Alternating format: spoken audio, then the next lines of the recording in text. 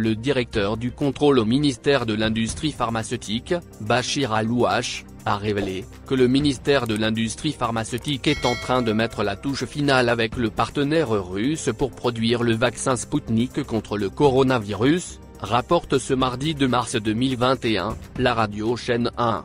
Il a souligné qu'il existe des projets qui verront bientôt le jour pour produire des médicaments stratégiques afin de réduire la facture d'importation. À cet égard, il a indiqué que le ministère est en contact avec le fonds russe pour les investissements directs en tant que représentant de la Russie pour incarner ce projet, et qu'ils sont sur le point de finaliser le projet pour entrer prochainement dans la phase de production, avec une unité de Sedal dans la wilaya de Constantine.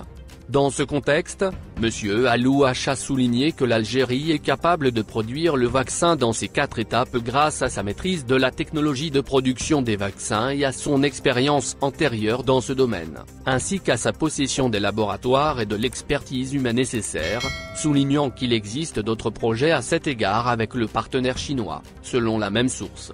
M.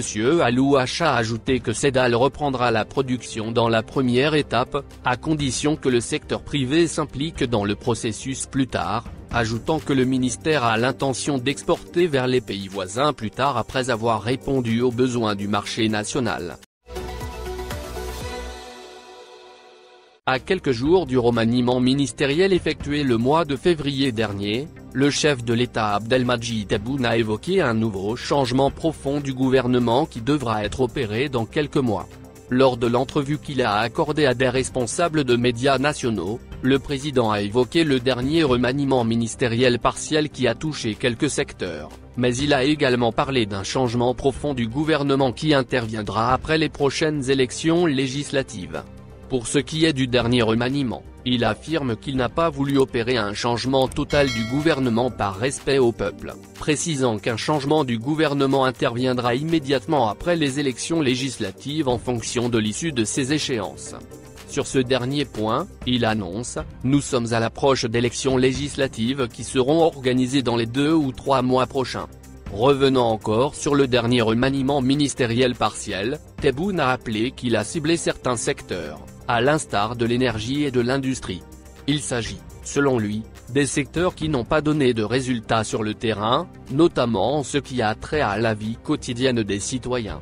Les élections législatives et locales.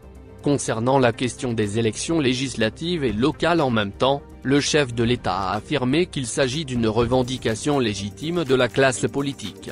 Selon lui, ces mêmes élections émanent d'un programme politique clair. Il a en outre assuré qu'il n'est pas écarté d'organiser les élections législatives et locales à la même date. Sur ce même point, le président promet que les prochaines élections ne ressembleront en rien à celles du passé. Pour ce qui est du taux de participation, il a indiqué qu'il n'aura aucun impact sur les résultats de ces élections étant donné que de telles échéances ne réalisent pas de fort taux de participation à travers le monde.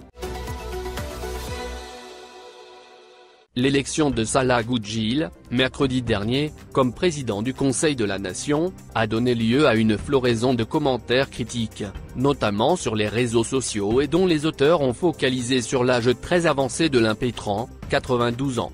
Le journaliste Deli Kabar, tout en s'excusant du caractère direct de sa question, a demandé à avoir des éléments d'explication sur le pourquoi du comment, rappelant au président que le choix de Salah Goudjil est à contre-courant de sa démarche, du jeunisme qu'il prône en faveur de l'émergence de nouvelles figures sur le paysage politique, dans le cadre de la nouvelle Algérie. Visiblement mal à l'aise, le président de la République a d'abord souligné qu'il était contre les équilibres artificiels. De quels équilibres ?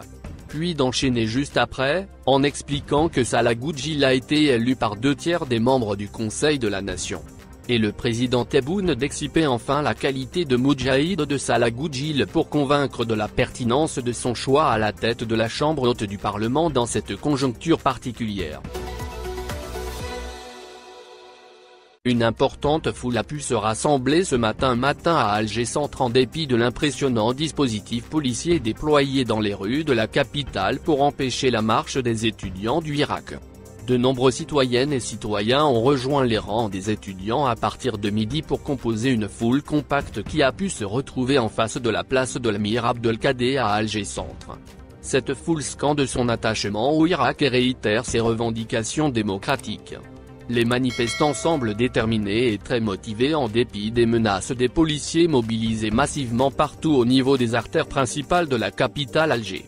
Le cortège des manifestants tente de progresser et de gagner du terrain face aux forces de l'ordre. Les manifestants tentent pacifiquement de forcer le passage pour rallier la place de la Grande Poste, le cœur battant de la capitale Alger et place privilégiée du Irak. Pour l'heure, les forces de sécurité résistent à la foule et aucune arrestation musclée ou échauffourée avec les forces de l'ordre n'ont été constatées par des témoins oculaires.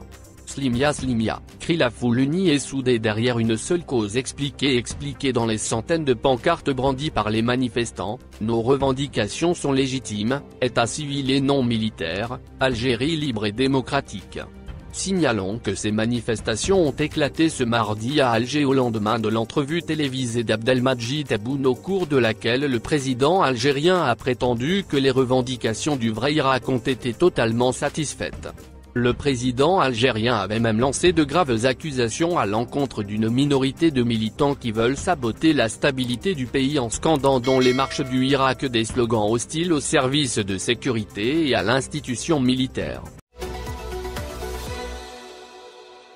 Le président Tebboune a évoqué son état de santé au début de son entretien avec de responsables de la presse nationale en confessant qu'il est passé par une phase très difficile, ajoutant à ce propos que le Covid-19 ne fait pas de distinction entre un citoyen normal et un président ou un ministre. Et tout en remerciant Dieu et en assurant qu'il récupérait la plénitude de ses capacités physiques et cognitives, le président Tebboune s'est attardé, non une certaine ironie, sur les rumeurs qui ont accompagné son hospitalisation. Le peuple est rendu fou par la rumeur, dit-il, on m'a envoyé des vidéos dont les auteurs soutenaient que j'étais mort, que mon corps se trouvait dans la morgue, en attendant l'annonce officielle de mon décès. On m'a tiré dessus, selon ces mêmes rumeurs. Note encore le président Tebboune qui parle des centres qui ont orchestré ces rumeurs à partir de l'étranger, avançant un chiffre de 98 sites qui sont identifiés pour des diffuseurs de ces rumeurs. Inversement à ces rumeurs alarmistes, le président Tebboune s'est montré reconnaissant à l'égard des citoyens, notamment dans les zones rurales, qui priaient pour moi, qui me souhaitaient une guérison. Outre son état de santé, le président est également revenu sur ses relations avec l'armée, à la lumière de ces rumeurs selon lesquelles il est lâché par l'armée, il est seul ou encore il est en conflit avec l'état-major. Le président Tebboune avec la même ironie a tenu à démentir en faisant valoir la parfaite symbiose qui existe entre lui et l'institution militaire, ajoutant que cette dernière est professionnelle, républicaine et loin de la politique. Son seul souci est la défense de la stabilité et la sécurité du pays, ce qui alimente les rumeurs à propos de tensions entre le président et la haute hiérarchie militaire n'ont rien compris aux changements intervenus en Algérie.